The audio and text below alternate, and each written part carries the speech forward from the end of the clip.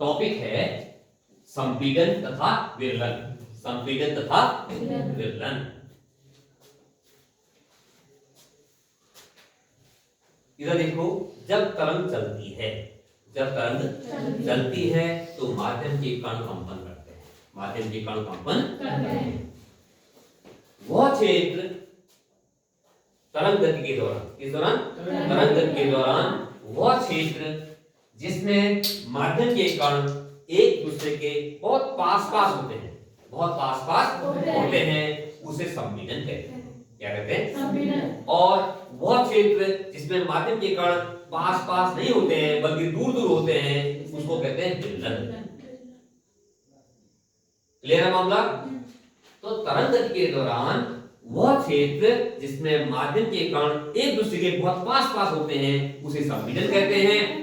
और तरंग गति के दौरान माध्यम का वह क्षेत्र जिसमें कण एक दूसरे के सापेक्ष अपेक्षाकृत दूर दूर होते हैं, उसे विरलन कहते हैं। संपीड़न के बाद विरलन आएगा, विरलन के बाद संपीड़न आएगा, फिर संपीड़न के बाद विरलन आएगा।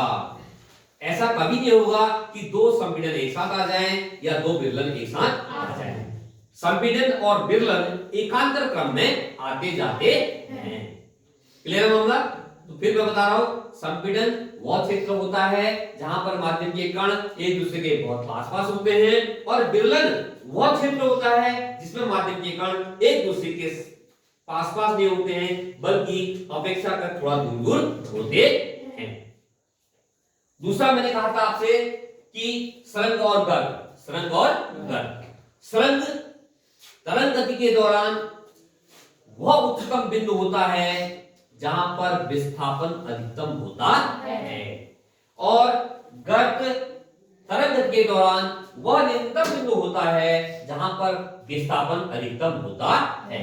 तो विस्थापन अधिकतम दो बार होता है, एक बार ऊपर को, एक बार नीचे को। जब ऊपर को विस्थापन अधिकतम होता है उस अधिकतम बिंदु को, उस उच्चतम बिंदु को कहते हैं सरंग, और जो निम्नतम बिंदु होता है जहां पर विस्थापन अधिकतम होता है उसको कहते हैं गर्त।